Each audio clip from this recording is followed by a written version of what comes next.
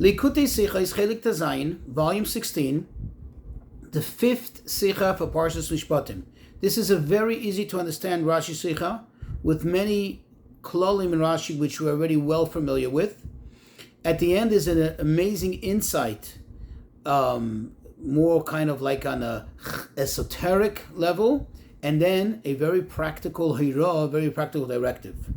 It's very, very worthwhile in order to be able to really flow through the Sicha, to review the verses that pertain to this Sicha, that apply here.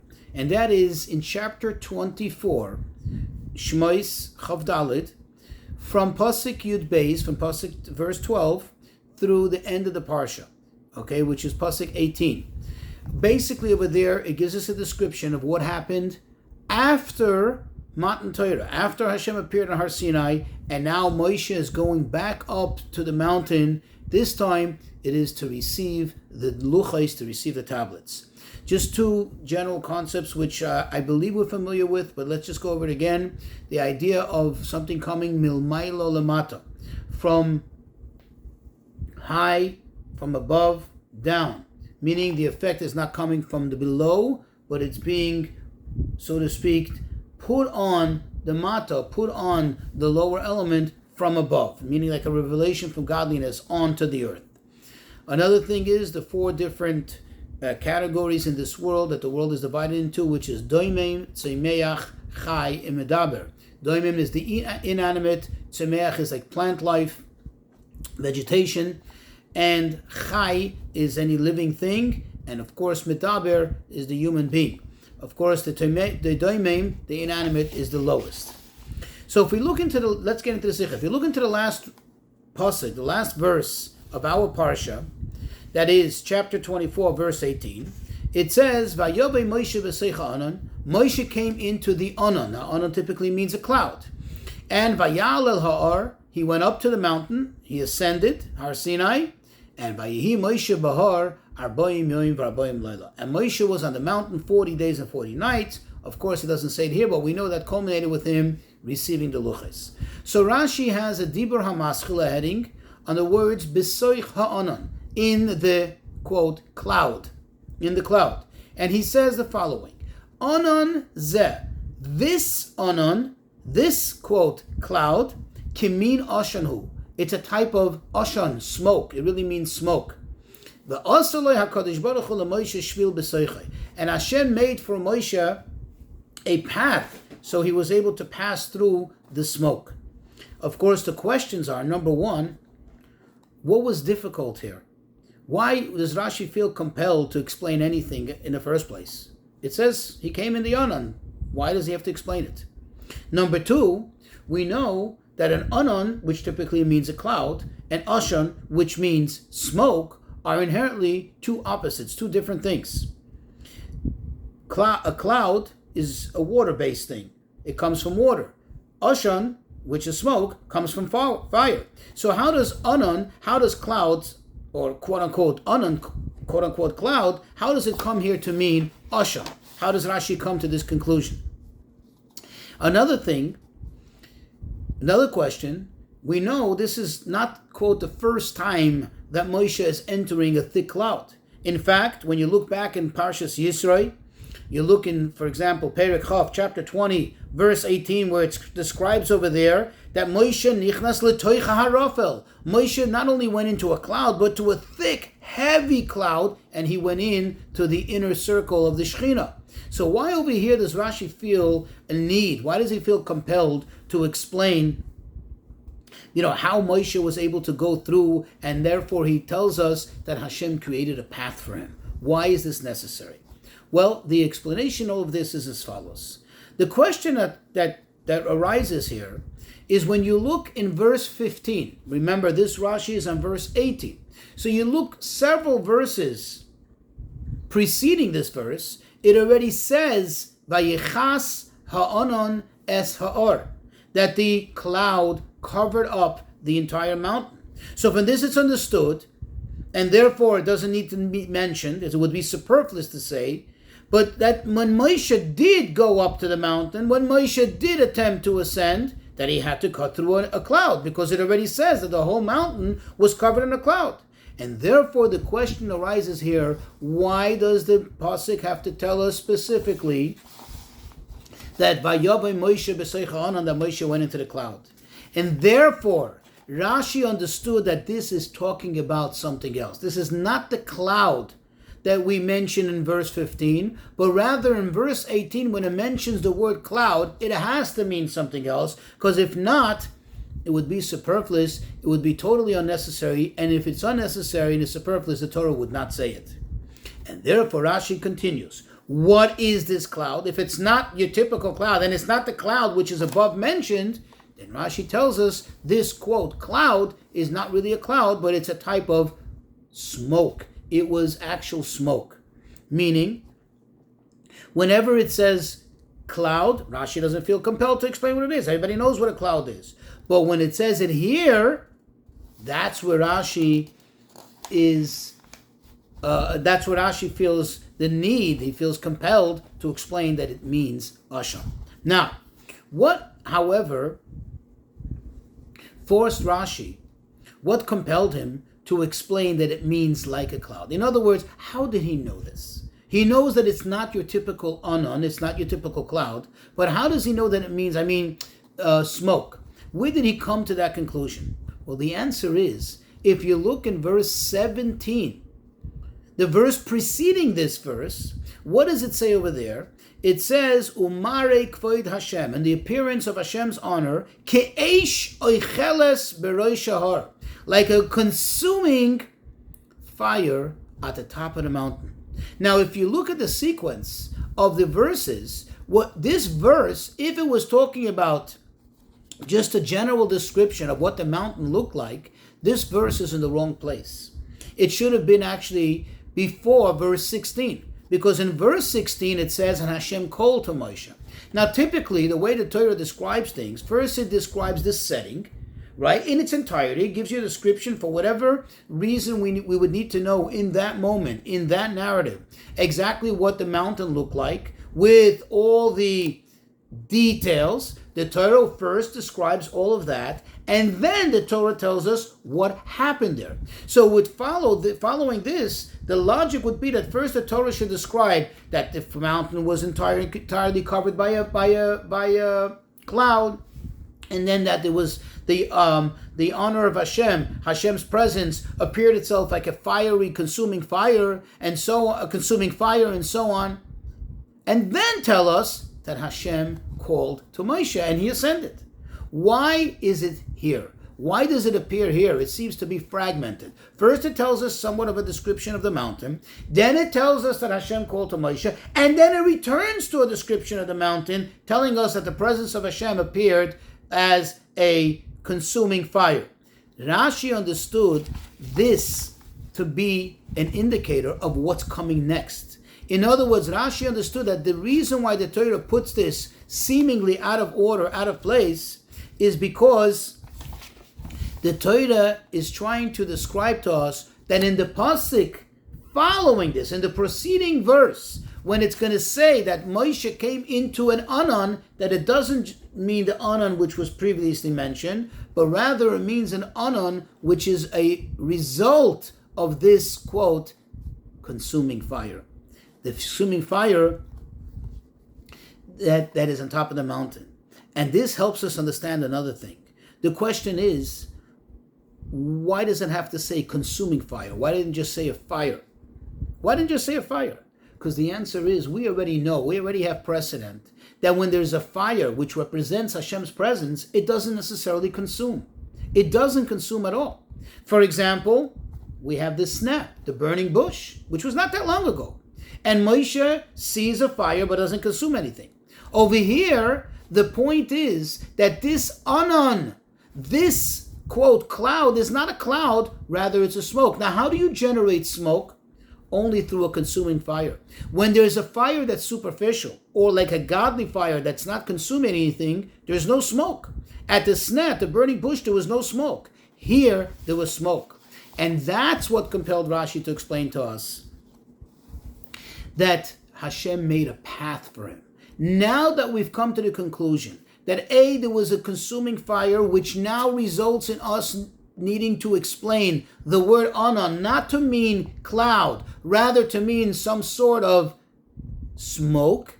Now we need to understand, wait, if there was smoke, then how did Moshe go through it? If you were talking about a cloud, we understand. Moshe went through the cloud, he went through the cloud of Matan Torah, and nothing happened. But if this is smoke, which is, like we said, a result of a consuming fire, something's being burned, typically when there's smoke, there's soot. And if there's soot, you become dirty. If you go through that fire, you don't come out clean.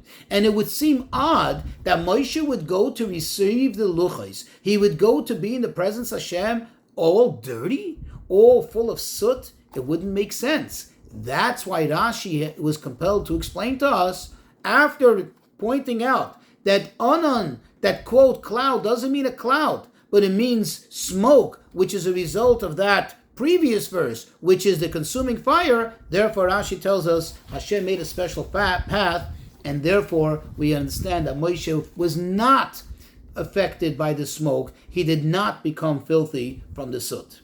There's still one question remains.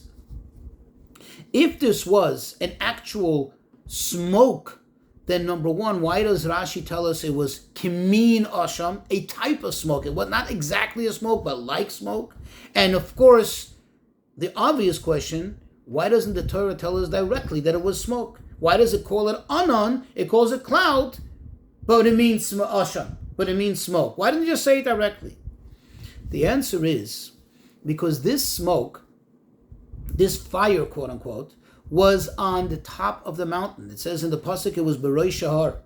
Now we all know that on top of a mountain, especially in that terrain, in that geography, there is really no plants, there's no vegetation, there's no trees, and there's nothing for a fire to burn and to consume. Typically a fire does not burn stone. It does not burn the actual stone of the mountain, the bedrock. It has nothing to grab onto and nothing to really consume. So this was something exceptional. This is not typical. And therefore, the question would be, how is there smoke? How is there really smoke? There's nothing really to be burnt there. There's nothing really to be consumed. It's a consuming fire generating smoke, but from what? And therefore Rashi explains it's kemin ashan. It's like a smoke. And that's why the pasuk itself doesn't directly say it's smoke, because it wasn't real, typical, actual smoke. It was like it, and therefore it says, in a euphemism, it calls it anan, it calls it a cloud.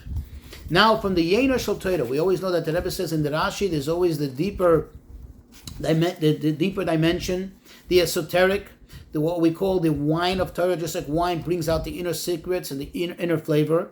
So he says, in reference to Matan Torah, we find twice a mention of smoke. In Matan Torah itself, it says, V'har Sinai Ashen Kule. If you look in Parshas Yisro, chapter 19, verse 18, it says the entire mountain of Sinai was engulfed in smoke because of the presence of Hashem that came down in fire.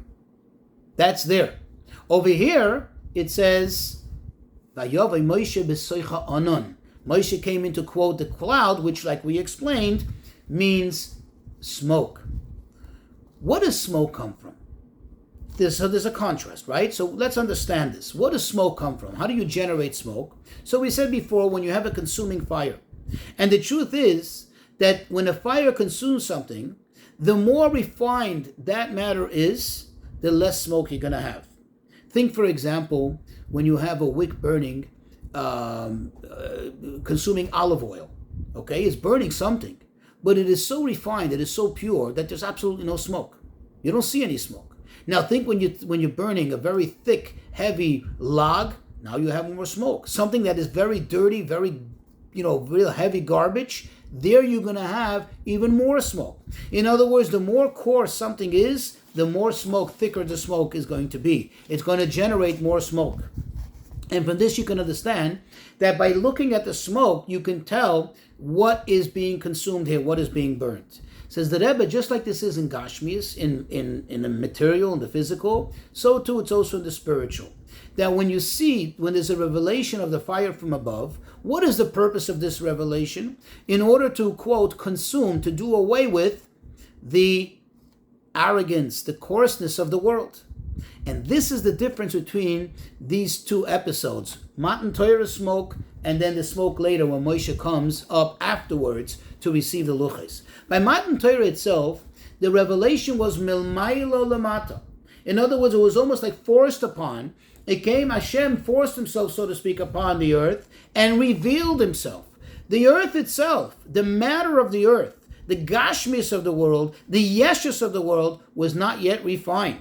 And therefore, it was a thick, heavy smoke. No one was able to enter. Nothing was able to enter. Because it was an all-consuming, so it was just burning things, but everything was coarse.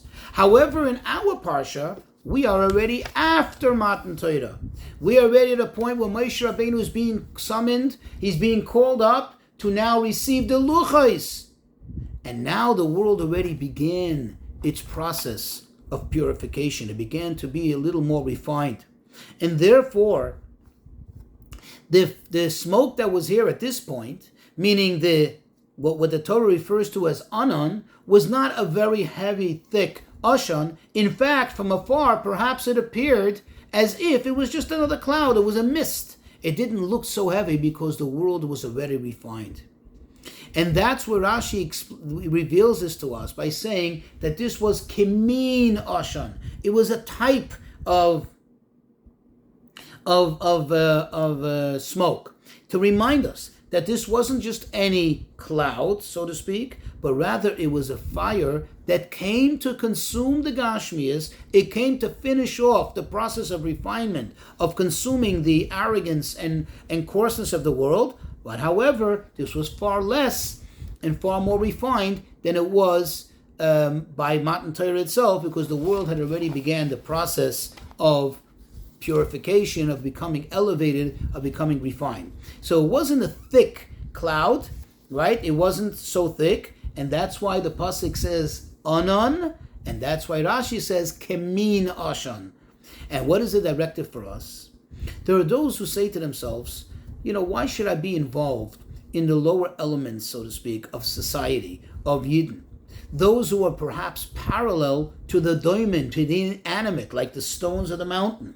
Those who are parallel to the lowest level, where they are what seems to be so devoid of any godly energy, so devoid of any spirituality, that they're almost like stone. They're almost like total, absolute, inanimate objects as far as it comes to spirituality, as far as it comes to godliness. And here comes the lesson.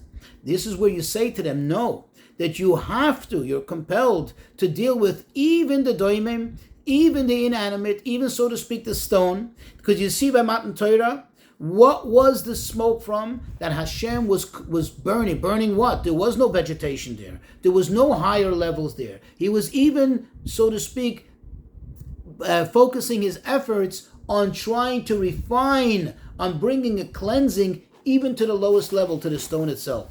Of course, you can argue, well, if that's the case, if I'm going to be engaged in that might have a negative effect on me. I might adopt to the coarseness, to the arrogance of the world, and God forbid, get swept into it, get pulled down. Here's where the lesson comes. In the second part of Rashi, that he says, no, Hashem makes a special path for you. There's a special protection.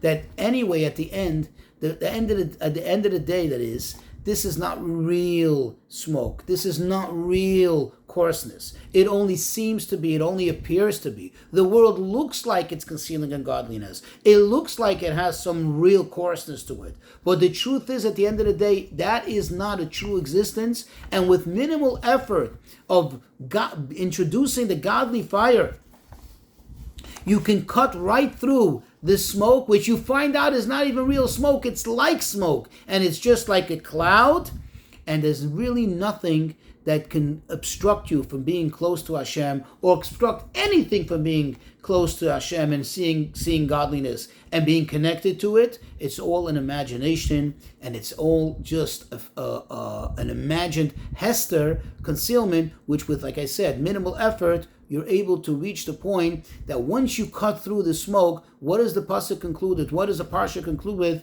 That Vayihi Moshe Bahar, Moshe was in the mountain, Arboim Yom, Arboim Laila, 40 days and 40 nights, which is the culmination of Matan Torah and the completion of Matan Torah. In other words, through the effort in this, you come to a point where you're able to have Matan Torah in its entirety.